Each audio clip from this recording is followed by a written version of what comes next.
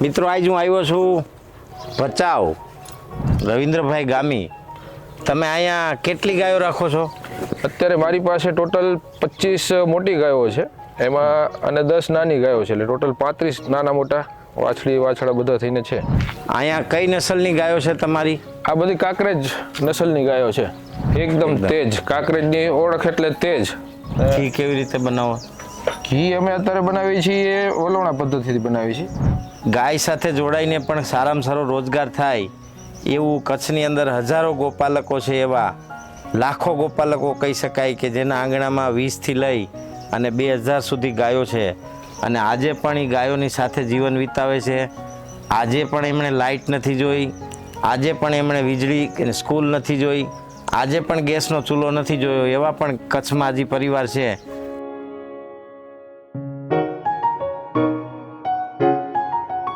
જય ગો માતા, વંદે ગો માતરમ. મિત્રો આજ હું આવ્યો છું ભચાઉ.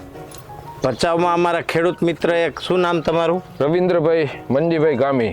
રવિન્દ્રભાઈ ગામી. તમે અહીંયા કેટલી ગાયો રાખો છો?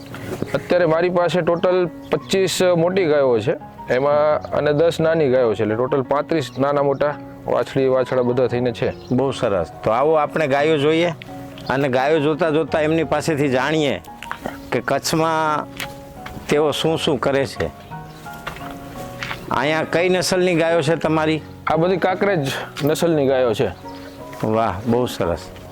જોયું એ ગાયનું, એ ગાય રૂપ કરે, એ ગાયનું પોઝિશન, ઊભું રહેવાની, હા, ઊભું રહેવાની રીત, એ જે એના વ્યવહારિકતા છે એ બધી કાંકરેજની છે, તમામ વ્યવહારિકતા. એનો ફેસ, ફિઝિકલી કેરેક્ટર જો તેજ, એકદમ તેજ. કાંકરેજની ઓળખ એટલે તેજ. બહુ સરસ. વાહ. નંદી? નંદી ત્યાં કાંકરેજ જ છે અંદર. અરે વાહ.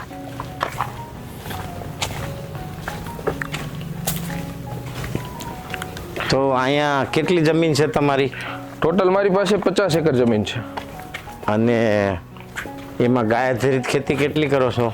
ગાય આધારિત ખેતીમાં અત્યારે 1 એકર જમીનમાં ગાય આધારિત ખેતી ટ્રાય ચાલુ કરશે. વાહ, બહુ સરસ. વાહ, બદુડા. આ બદુડા બધા આજ નંદીના છે? હા, આ બધા એના જ છે. અને ઓલું નાનું રહ્યું એ બહુ રૂપાળું છે, કેનું છે? એ એનું જ છે. એની માં કોણ છે? એની માં છે. અરે વાહ.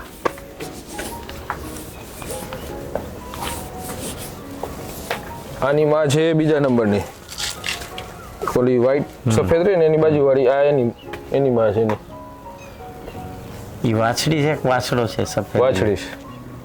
આ પેલી ગાયની છે? હા, આ પેલી ગાયની છે. વાહ, બહુ સરસ.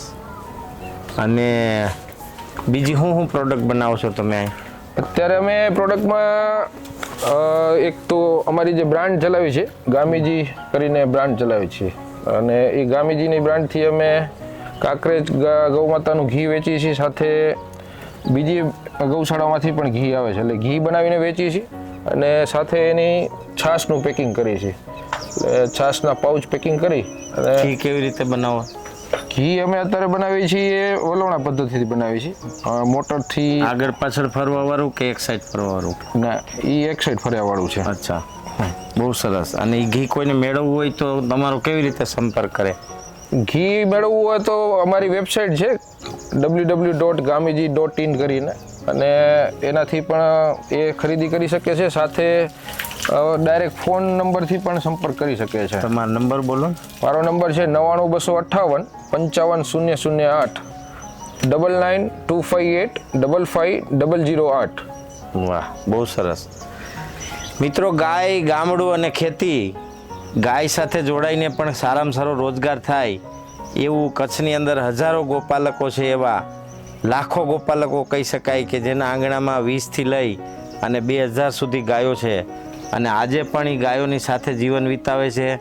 આજે પણ એમણે લાઇટ નથી જોઈ, આજે પણ એમણે વીજળી સ્કૂલ નથી જોઈ, આજે પણ ગેસનો ચૂલો નથી જોયો, એવા પણ કચ્છમાં હજી પરિવાર છે. તો આપણે પ્રયાસ કરશું આગળ એવા પરિવારોને મળવાનું કે જેમણે જન્મથી ગાય સિવાય કાંઈ જોયું જ નથી.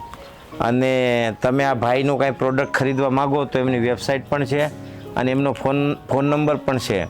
આવા ગોપાલકોને પ્રોત્સાહિત કરવા અને આવા ગોપાલકો પાસેથી પ્રોડક્ટ ખરીદી એવું કહેવાય કે એક પુણ્યનું કામ કહી શકાય.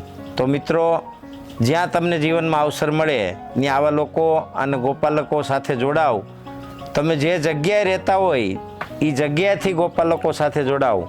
એ જીવનનો એક અમૂલ્ય લાવો છે. જય ગો માતા, વંદે ગો માતરમ.